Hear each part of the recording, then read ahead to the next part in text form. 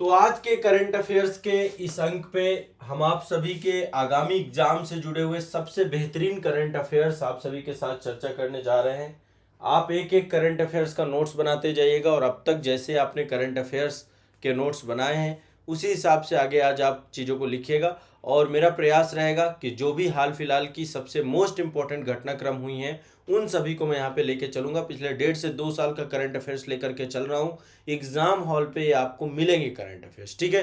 तो यहाँ पे चलिए शुरुआत करते हैं। यहाँ पे आप देख रहे हैं पहला करंट अफेयर्स जो है ये एक मैदान है, इसका नाम है चराई देव मैदान। शायद हो सकता है आप लोग इसके बारे में कुछ जानते हो। चराई देव मैदान ये इस समय चर्चा में है। चराई देव मैदान ये कहां पड़ता है? असम में। कहां का मैदान है ये? असम का मैदान है। असम का मैदान है। अब इस असम के मैदान को लेकर के ये असम का चराई देव मैदान यूनेस्को के विश्व धरोहर स्थल के लिए अभी इसको लेकर एक प्रपोजल भेजा गया है कि यूनेस्को के विश्व धरोहर स्थल पे ये भी सम्मिलित कर लिया जाए। तो असम के मुख्यमंत्री कौन है? हेमंत बिस्वा शर्मा, ठीक है। तो उनके द्वारा हाल ही में घोषणा की गई थी कि असम का जो चराई देव मैदान है उसको विश्व धरोहर स्थल के रूप में नामित करने के लिए यूनेस्को में भेजने की पूरी प्रिपरेशन थी, ठीक है। अब थोड़ा सा इसको समझने की हम बात करते हैं कि ये है क्या। देखिए, सबसे पहली बात समझिए कि ये जो पूरा का पूरा मैदान है ये एक दफन प्रणाली वाला मैदान है, ठीक है। कैसा है ये? किस लिए जाना जाता है? यहाँ पे दफनाया जाता है, चीजों को दफनाया जाता है, ठीक है। दफन प्रणाली से जुड़ा हुआ है और इसका इतिहास बहुत पुराना है। ये अहोम राजवंश से जुड़ा हुआ है। जब ऐतिहासिक अहोम राजवंश था तो यहाँ पर चराई देव मैदान में अहोम सम्राट के दो की कब्रगाह है। अहोम सम्राट की कब्रगाह है। अहोम सम्राट की एक तरीके का एक कब्रिस्तान है या फिर एक तरीके का जैसे हमारे यहाँ जो शमशान होता है या मुक्ति धाम होता है उसी तौर पे है ये। सम्राट की क्या है? कब्र का। अहोम शासकों के द्वारा इसको बनाया भी गया था। अहोम शासकों के द्वारा इसे बनाया ही गया था। तो ये एक तरीके से दफन प्रणाली से जुड़ा हुआ है आपका, ठीक है। और ये एक पवित्र स्थान के तौर पे भी माना जाता है। अहोम समुदाय जो आपका है उसके लिए बहुत ही पवित्र स्थान है, ठीक है। तो यहाँ पे ध्यान रखिएगा, अहोम जो थी पहले असम की ये पहली अहोम राजवंश की चराई देव जो है पहली राजधानी के तौर पे भी थी। पहली राजधानी। अहोम सम्राट आज का नहीं है, अहोम राजवंश बहुत पुराना है और अहोम राजवंश के ही एक शासक थे जिन्होंने द्वारा क्या किया गया था, इसकी स्थापना की गई थी। शासक का नाम था चाओ लुंग स्यू-का-फा। मैं एक बार नाम लिख देता हूं, चाओ, ठीक है। जब भी यहां पे नाम लिखते हैं बीच में एक बार डैश जरूर हम लगाएंगे। जब मैं यहां पे लिखूंगा चाओ लुंग साओ फा का, यहां पे डैश लगेगा, ठीक है। ये नाम है शासक का जिस शासक के द्वारा ये चराई देव मैदान स्थापित किया गया था, चाओ लंग साओ फाका, ठीक है। इनके द्वारा 1253 एडी में 1253 एडी में चराई देव की स्थापना की गई थी। चराई देव को स्टैब्लिश किया गया था। अब ये असम के पिरामिड के तौर पे जाने जाते हैं। आप देखिए यहाँ पे ये देख रहे हैं ना, ये जो है ये असम के पिरामिड के तौर पे जाने जाते हैं। यहाँ पर वहां के सम्राट की क्या है? पिरामिड है। तो यहाँ पे एक कब्रगाह दफन प्रणाली है और एक तरीके से समझिए कि ये एक बहुत हिस्टोरिकल साइट है, ठीक है। बहुत हिस्टोरिकल साइट है, वहाँ के लोगों से बहुत जुड़ी हुई है और आज भी वर्तमान में भी जो है अहोम समुदाय के द्वारा हिंदू रीति रिवाजों के तहत यहाँ पे दाह संस्कार पद्धति को शुरू किया गया है। और यहाँ पे जो अहोम समुदाय के लोग होते हैं, दाह संस्कार के बाद जो राख बचती है, जीवन का जो अंतिम आपका जो अवशेष बचते हैं, उसको इस मैदान में दफनाया जाता है। 18वीं शताब्दी से एक प्रचलन चालू हो गया और आज भी वर्तमान में यहाँ पर दाह संस्कार के बाद जो है राख को दफनाने का काम किया जाता है।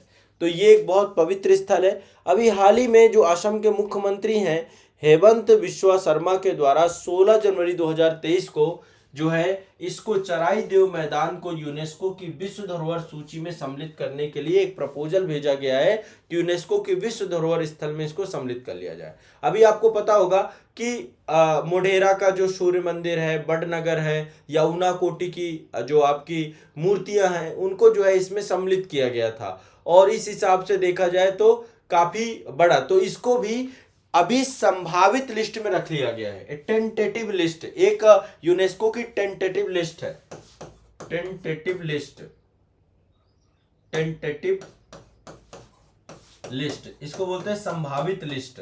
इस लिस्ट में ये मैदान सम्मिलित हो चुका है। संभावित लिस्ट में चराई देव का मैदान सम्मिलित हो गया है। तो आपको रफली देखो जो क्वेश्चन पूछा जाएगा वो पूछा जाएगा कि चेराई देव क्या है। देखो यूनेस्को के बारे में चर्चा कर चुका हूं मैं, इससे पहले मैंने मोढेरा के बारे में बताया था, बड़नगर के बताया था, और मैंने आपको उसके बारे में बताया था। आप लोगों में जो लोग रेगुलर हैं, करंट अफेयर्स की सारी क्लासेस देख रहे हैं, उनमें डिस्कस हुई थी। ऊनाकोटी के बारे में भी बताया था आपको, तीनों के बारे में चर्चा हुई थी इसी क्लास में। तो चराई देव मैदान को भारत में UNESCO world heritage tentative list की ये 52वीं साइट होगी। 52 साइट के तौर पे इसको सम्मिलित किया गया है, ठीक है। 52 साइट के तौर पे इसको सम्मिलित किया गया है, संभावित लिस्ट के तौर पे, ठीक है। और ये आप समझिए सांस्कृतिक श्रेणी के तहत असम या पूर्वोत्तर भारत की पहली साइट के तौर पे आपकी डेवलप किया जाएगी। एक कल्चरल साइट के तौर पे आप इसको देख सकते हैं, ठीक है। तो चेराई देव मैदान से जुड़ा हुआ यदि कोई क्वेश्चन आएगा तो आपको यहाँ पे अब जानकारी रखनी है, इतनी चीजें आपको पता करनी है, ठीक है। तो चेराई देव मैदान का ऐतिहासिक महत्व है, एक दफन और दाह संस्कार प्रणाली से जुड़ा हुआ है ये, ठीक है। किससे जुड़ा हुआ है? दफन और दाह संस्कार प्रणाली से, ठीक है। चलिए अब एक बहुत महत्वपूर्ण जो है, आपको यहाँ पे एक ट्वीट देख पा रहे होंगे, ये दिल्ली के मुख्यमंत्री जी अरविंद केजरीवाल जी का ट्वीट है। उन्होंने ट्वीट किया कि राष्ट्रीय पार्टी बनने पर आम आदमी पार्टी के सभी कार्यकर्ताओं को और सभी देशवासियों को बधाई। तो अभी आपको पता होगा कि आम आदमी पार्टी कैसी बन गई है, राष्ट्रीय पार्टी का दर्जा प्राप्त हो गया है। क्या हो गया है? राष्ट्रीय पार्टी का दर्जा प्राप्त हो गया है, ठीक है। और ये कब हासिल हुआ?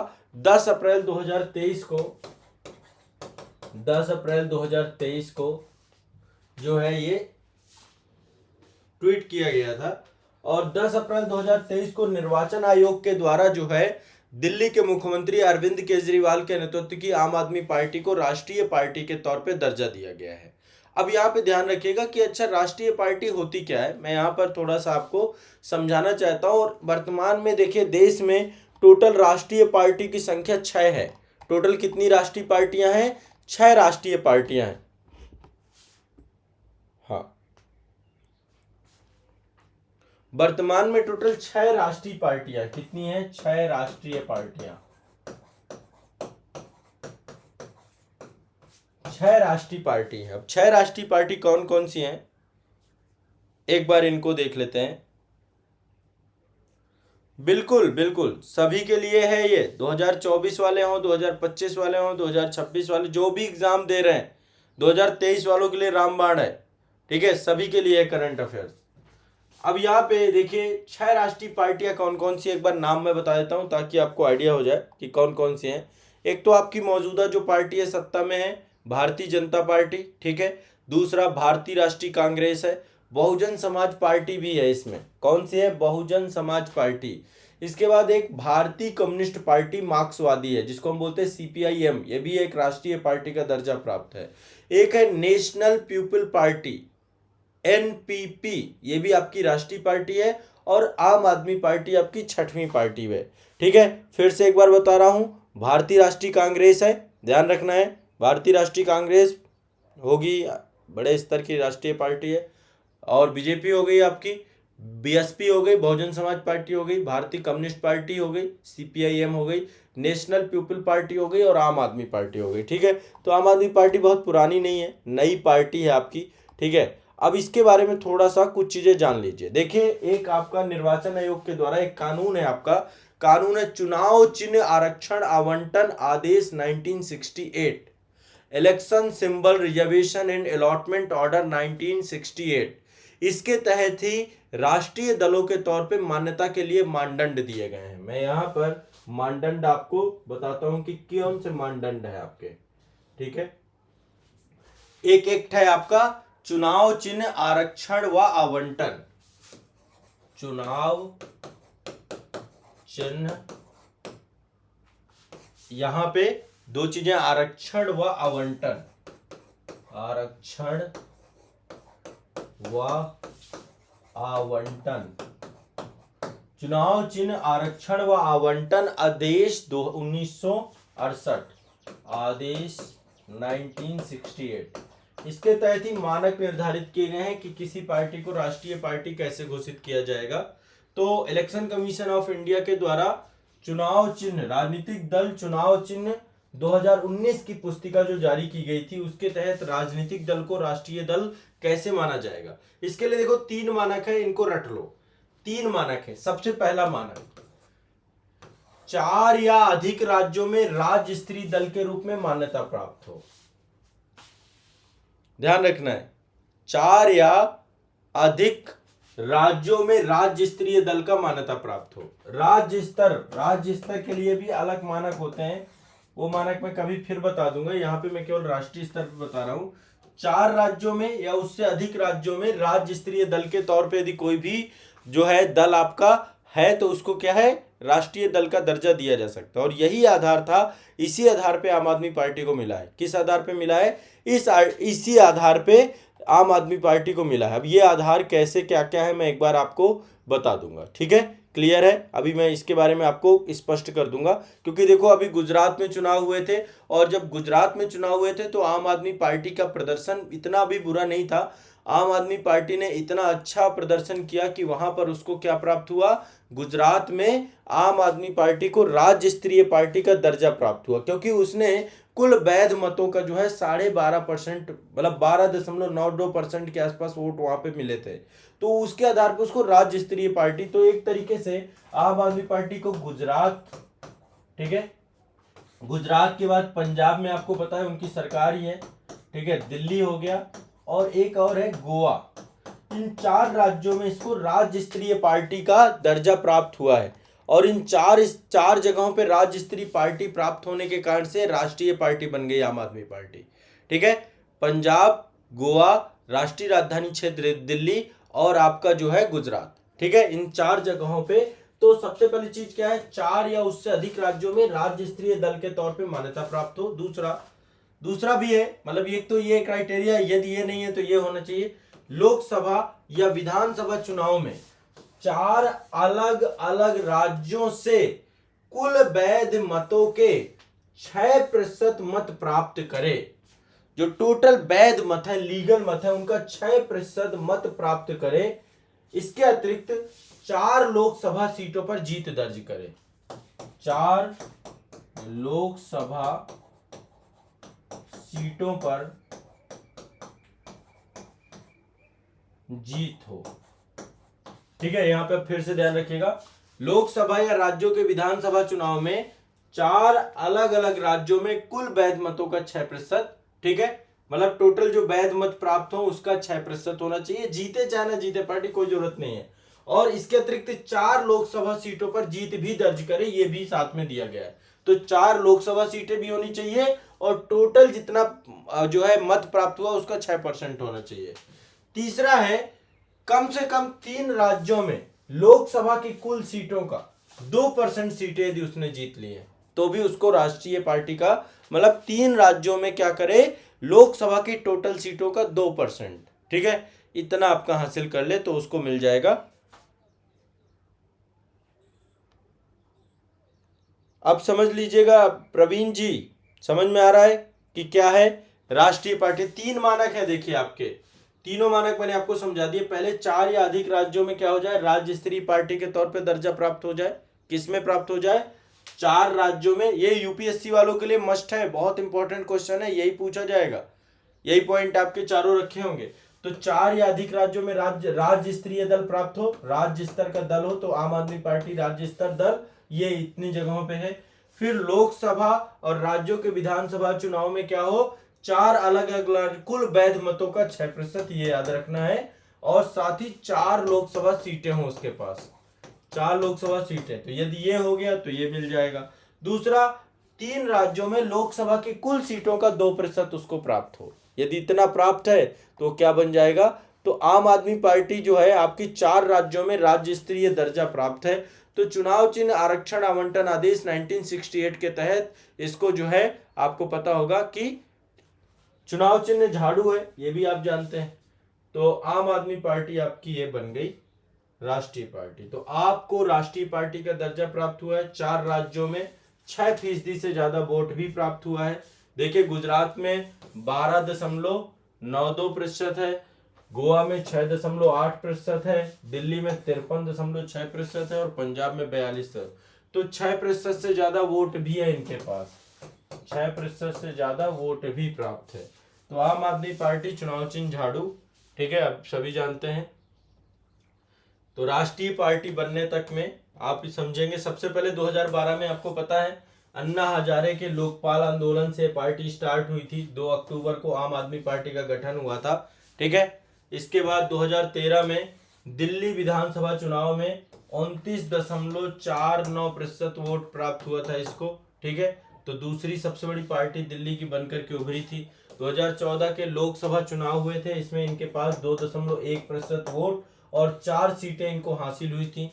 फिर इसके बाद मतलब देखिए यहीं से देखेंगे तो लोकसभा चुनाव में टोटल 4 सीटें इनको मिल गई थी, 2.1% वोट मिल गया था। 2015 में दिल्ली विधानसभा चुनाव हुए और रिकॉर्ड 53.4% वोट पड़े इनको और 67 सीटें इन्होंने जीती थी। 70 में से 67 सीटें जीती थी, 70 में से 67 सीटें इन्होंने जीती थी। फिर 2017 में पंजाब में 20 सीटें हासिल की इन्होंने, ठीक है, और मुख्य विपक्षी दल का दर्जा भी इनको प्राप्त हुआ था पंजाब में। 2022 में गोवा में 6.77% वोट मिला और साथ ही 2 विधायकों की जीत भी हुई थी। 2022 में पंजाब में 42% वोट मिला और 117 में से 92 सीटों पर जीत दर्ज की इन्होंने। इसके बाद जो है आपका 2022 में गुजरात में 13% वोट प्राप्त हुआ और 5 सीटों पर जीत हासिल की और राष्ट्रीय पार्टी बनने का दर्जा प्राप्त किया। ये आपको सबको याद है, समझ में आया है? कौन थे यहाँ पे किसी को दिक्कत हुई हो? ये टॉपिक समझ में आ रहा है सभी को? ये टॉपिक समझ में आ रहा है? चलिए, प्रवीण जी को भी समझ में आ गया, वेरी गुड, बहुत बढ़िया। अब यहाँ पे देखो आम आदमी पार्टी को ये दर्जा प्राप्त हुआ, टोटल 6 पार्टी हो गई। 2 पार्टियां और थी आपकी, एक अखिल भारतीय तृणमूल कांग्रेस थी आपकी जो कि बंगाल में सरकार है जिसकी, और एक भारतीय कम्युनिस्ट पार्टी है, और एक आपकी राष्ट्रवादी कांग्रेस पार्टी एनसीपी जो महाराष्ट्र में है। ये तीनों पहले राष्ट्रीय पार्टी होती थी, मतलब ये पहले तीनों राष्ट्रीय पार्टी थी। एक तो तृणमूल कांग्रेस, दूसरा एनसीपी राष्ट्रीय कांग्रेस पार्टी और कम्युनिस्ट पार्टी भारतीय कम्युनिस्ट पार्टी। इन तीनों का राष्ट्रीय पार्टी का दर्जा समाप्त हो चुका है, आम आदमी पार्टी को मिल चुका है और इन 3 को बाहर कर दिया गया। तो यदि कोई भी मतलब किसी की भी स्थिति डावाडोल होती है, इन मानकों से बाहर होता है, तो निश्चित तौर पर उसका दर्जा भी चला जाएगा। तो कौन कौन सी है? एक तो भारतीय राष्ट्रीय कांग्रेस है, ठीक है, एनसीपी है, दूसरा भारतीय कम्युनिस्ट पार्टी है और तीसरा है आपका भारतीय तृणमूल कांग्रेस, ठीक है, दिमाग में बैठा लेना है। क्लियर है? 3 का बाहर हो चुका है, 3 बाहर हो चुकी हैं, दिमाग में बैठा लेना। All India Trinamool Congress, all India TMC, ये बाहर हो चुकी है, पहले थी ये, ठीक है। एनसीपी बाहर हो चुकी है, एनसीपी बाहर हो चुकी है और सीपीआई बाहर हो चुकी है। सीपीआई एम है अभी, कम्युनिस्ट पार्टी मार्क्सवादी है पर सीपीआई नहीं है, ठीक है। क्लियर है? ये तीनों को बाहर का रास्ता दे दिया गया, आम आदमी पार्टी समझे। चलो अगले करंट अफेयर्स पे चलते हैं।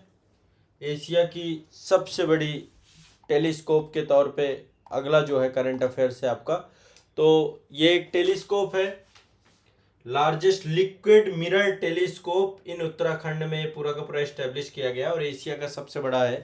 तो एशिया में उत्तराखंड में एशिया के सबसे बड़े 4 मीटर टेलीस्कोप, इसका नाम है ILMT, ठीक है। ILMT का फुल फॉर्म क्या है ये भी ध्यान रखिएगा, ठीक है। ILMT का फुल फॉर्म है आपका, ठीक है, वैसे तो ये आपका इंडियन लिक्विड मिरर टेलीस्कोप, ठीक है। ये आपका जो है क्या हुआ, इसका उद्घाटन किया गया। तो केंद्रीय विज्ञान और प्रौद्योगिकी और पृथ्वी विज्ञान मंत्रालय स्वतंत्र प्रभार ये प्राप्त है जितेंद्र सिंह जी को, ठीक है। इन्हीं के पास कार्मिक DOPT भी है, कार्मिक लोक शिकायत पेंशन परमाणु ऊर्जा अंतरिक्ष सारा इन्हीं के पास है। तो 21 मार्च 2023 को इन्होंने उत्तराखंड में देव स्थल में एशिया का सबसे बड़ा 4 मीटर अंतरराष्ट्रीय इंटरनेशनल लिक्विड मिरर टेलीस्कोप, अंतरराष्ट्रीय लिक्विड मिरर टेलीस्कोप, एक टेलीस्कोप का उद्घाटन किया इन्होंने, ठीक है, ये भी ध्यान रखना है। क्लियर है, स्पष्ट है। और साथ ही एक यहाँ पे संस्थान भी बनाया जाएगा, आर्यभट्ट प्रेक्षण विज्ञान संस्थान, Aryabhatta research institute of observation science. ठीक है, तो आर्यभट्ट प्रेक्षण विज्ञान शोध संस्थान भी यहाँ पर बनाया जाएगा। विश्व स्तरीय इंटरनेशनल लिक्विड मिरर टेलीस्कोप कहाँ बनाया गया आपका, यहाँ पे उत्तराखंड में। इससे क्वेश्चन बस इतना ही पूछा जाएगा। ठीक है, अब देखो आपको पता है अंतरिक्ष क्षेत्र पे हम लगातार काम कर रहे हैं, और ऐसे में जो है यहाँ पर ये वेधशाला इस्टेब्लिश करना, वो भी एशिया की सबसे बड़ी इंटरनेशनल लिक्विड मिरर टेलीस्कोप, तो ये अपने आप में बहुत बेहतर है। और यहाँ पे आर्यभट्ट प्रेक्षण विज्ञान शोध संस्थान भी बनाया जाएगा। ठीक है, यहाँ पे कई ईस्ट कंट्रीज के साथ सहयोग लिया गया है। बेल्जियम है आपका, बेल्जियम से है, उज्बेकिस्तान से है, इन सभी कई सारी कंट्रियां विश्वविद्यालय मिल करके ये पूरा का पूरा एक आपका बनाएंगे। ठीक है, अब इससे होगा क्या, इस टेलीस्कोप के माध्यम से जो आपके क्षुद्र ग्रह हैं, जो आपके आकाशीय पिंड हैं, जो अंतरिक्ष में बड़े स्तर पे अंतरिक्ष मलबा है या अंतरिक्ष से जुड़ी हुई जो परिघटनाएं हो रही हैं, उनके बारे में हम जानकारी प्राप्त कर पाएंगे। तो ये भी आपको ध्यान रखना है, इससे क्वेश्चन पूछा जाएगा आपका। इंटरनेशनल लिक्विड मिरर टेलीस्कोप कहाँ पे है आपका, उत्तराखंड में। ठीक है, ध्यान रखना है। एशिया का सबसे बड़ा, ये आप देख पा रहे होंगे, ये टेलीस्कोप है जो स्टैब्लिश किया गया है। चलिए अगला चलते हैं। ये आप इनको शायद जानते हो या नहीं जानते हो, ये है एंथनी अल्बनीस। कौन है, एंथनी अल्बनीस। अल्बनीस अभी ये भारत आए थे, ऑस्ट्रेलिया के प्रधानमंत्री हैं ये, ऑस्ट्रेलिया पीएम है। ठीक है, ऑस्ट्रेलिया के साथ आपको पता है हमारे संबंध अच्छे हैं। तो ऑस्ट्रेलिया के प्रधानमंत्री एंथनी अल्बनीस जो है 8 से 11 मार्च भारत आ गए। तो बस फिर भारत आए तो फिर बहुत सारे मुद्दों पर चर्चा हुई होगी, है ना। तो ये आपको रफली याद रखना है। भारत ऑस्ट्रेलिया वार्षिक शिखर सम्मेलन होता है, उसमें भाग लेने के लिए आए थे। और ये ध्यान रखिएगा, ये पहला शिखर सम्मेलन है, पहली बार ये भारत ऑस्ट्रेलिया वार्षिक शिखर सम्मेलन आपका 10 मार्च को था। आपका क्या था, 10 मार्च को। ठीक है, तो ये शिखर सम्मेलन है आपका, जो ये शिखर सम्मेलन का आयोजन ऐसे पहली बार मिले हैं, नहीं इससे पहले वर्चुअल हो रहा था, इससे पहले वर्चुअली हुआ था, मतलब 2022 में हुआ था वर्चुअल, इस बार मुलाकात किया। तो बस फिर सहयोग के लिए बहुत सारे समझौते पारित किए गए होंगे। समझौते कैसे कैसे हो सकते हैं, एक तो खेलों पे समझौता हुआ है। ठीक है, फिल्मों के निर्माण को लेकर के समझौता हुआ है, फिल्म निर्माण, खेलों के निर्माण पर, और नवाचार पे सहयोग पर, विज्ञान एवं प्रौद्योगिकी से जुड़ा हुआ, राष्ट्रमंडल वैज्ञानिक और औद्योगिक संगठन के बारे में, ऐसे करके बहुत सारी चीज़ों को लेकर के डिस्कस होगा। ठीक है, तो ये आपको ध्यान में रखना है। क्लियर है, तो बहुत सारे समझौते हुए हैं, खेल से जुड़ा हुआ, फिल्म से जुड़ा हुआ, कई सारे समझौते यहाँ पर किए गए हैं। इसके बाद जो प्रधानमंत्री एंथनी अल्बनीस है, अहमदाबाद में नरेंद्र मोदी स्टेडियम जो आपका, जिसको मोढेरा स्टेडियम भी कहते थे, वो स्टेडियम में इन्होंने पहली बार जो है जो वहाँ पे भारत और ऑस्ट्रेलिया के बीच में क्रिकेट मैच खेला जा रहा था, उस क्रिकेट मैच में भी ये शरीक हुए थे। बॉर्डर गावस्कर एक ट्रॉफी होती है, उस सीरीज में जो है जाकर के सम्मिलित हुए थे। तो भारत ऑस्ट्रेलिया मैच भी देखा इन्होंने नरेंद्र मोदी स्टेडियम में, नरेंद्र मोदी जी के साथ नरेंद्र मोदी स्टेडियम में जो है भारत गावस्कर सीरीज देखने के लिए ये पहुंचे। तो ये भी आपको दिमाग में बैठा लेना है। ठीक है, तो ये एक बहुत इंपॉर्टेंट है। क्लियर है। इसके बाद ये डीकन विश्वविद्यालय पहुंचे, डीकन विश्वविद्यालय यहाँ पर पहुंचे, और ये आपका गुजरात में जो है गांधीनगर में स्थित है, यहाँ पर भी है डीकन विश्वविद्यालय, गुजरात में ही पहुंचे, गुजरात में ही आपका डीकन यूनिवर्सिटी गए। डीकन यूनिवर्सिटी के अलावा Gujarat international finance tech city Gandhinagar में भी पहुंचे।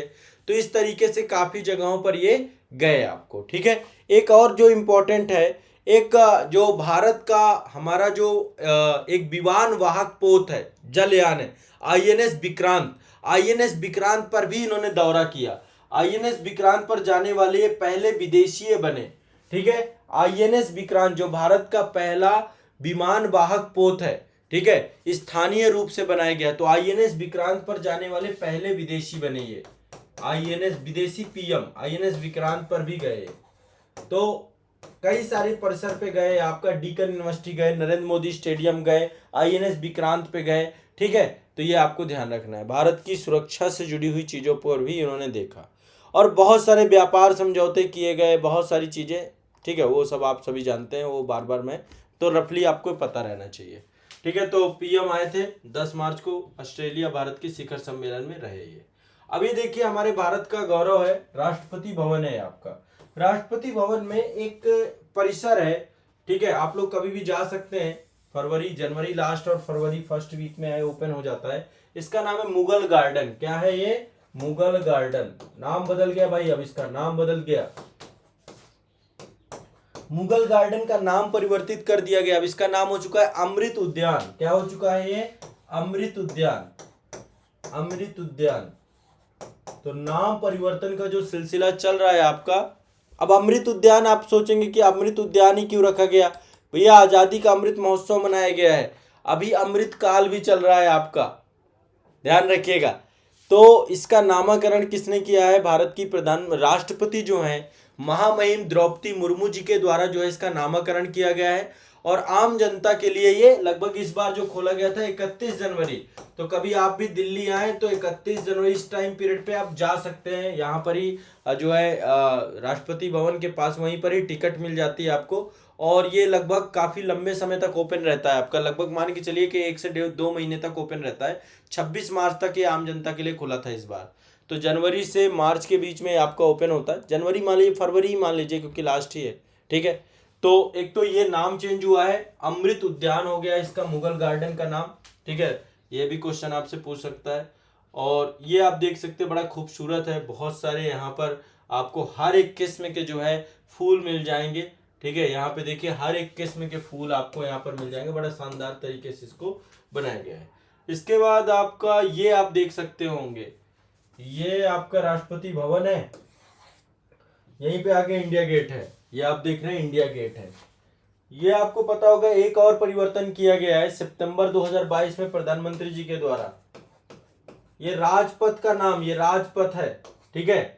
आप कभी भी देखेंगे इंडिया गेट है, पूरा का पूरा जो लुटियंस दिल्ली है आपका, सेंट्रल दिल्ली है, जहाँ पे आपका राष्ट्रपति भवन है, संसद भवन है, अभी नया संसद भवन सेंट्रल विस्टा वहाँ पे प्रोजेक्ट बन रहा है, और दूसरा जो है वहीं पर आपका इंडिया गेट है। तो यहाँ पर भी एक नाम परिवर्तन किया गया, राजपथ का नाम बदल के कर्तव्य पथ कर दिया गया है। तो एक परिवर्तन ये भी ध्यान रखिएगा, इससे भी क्वेश्चन पूछा जा सकता है, ठीक है। क्लियर है? पहले इसका नाम था राजपथ, किंग्स वे, ठीक है, क्योंकि पहले किंग ही रहते थे, किंगों का रिप्रेजेंटेशन था, गवर्नर था। तो अब इसका नाम हो गया कर्तव्य पथ। सही बात है, लोकतंत्र में प्रधानमंत्री का कर्तव्य ही है जनता के प्रति, ठीक है। तो ये भी आपको ध्यान रखना, सितंबर 2022 में एक नामा परिवर्तन ये हुआ है आपका, ठीक है। तो कर्तव्य पथ ये आपका, इसमें भी परिवर्तन देखने को मिलता है। चलिए, तो आज के करंट अफेयर्स में इतने ही कुछ टॉपिक हैं। पहला तो कर्तव्य पथ राजपथ से हो गया, मुगल गार्डन का नाम हो गया अमृत उद्यान, ये भी आपको याद रखना है, ठीक है। अमृत उद्यान हो गया इसका, आजादी का अमृत काल चल रहा है उसी में। दूसरा आपके जो एंथनी अल्बनीज थे, इनके बारे में चर्चा हो गई, ठीक है। इसके बाद ये चर्चा हो गई आपका मिरर टेलीस्कोप को लेकर के, एशिया का सबसे बड़ा, और एक आपका दिल्ली के आम आदमी पार्टी राष्ट्रीय पार्टी बन गई। और एक टॉपिक मैंने आपको जो सबसे पहले पढ़ाया वो पढ़ाया, जो आपका ये कब्रिस्तान था या फिर एक राष्ट्रीय आपकी जो था ये चिराई देव मैदान को लेकर के, ठीक है। तो ये आपका इस तरीके से आज ये 5-6 टॉपिक हैं, इन टॉपिक्स को सभी को याद कर लीजिए। इसके बाद आपको नेक्स्ट अगली क्लास में 5-6 टॉपिक थोड़ा थोड़ा यहाँ पे आपके होते रहेंगे। आप बस इतना करते जाइए जितना मैं आपको करवाता जा रहा हूँ, जितना याद करवाता जा रहा हूँ, ठीक है। तो आज के सेशन में इतना ही रखेंगे।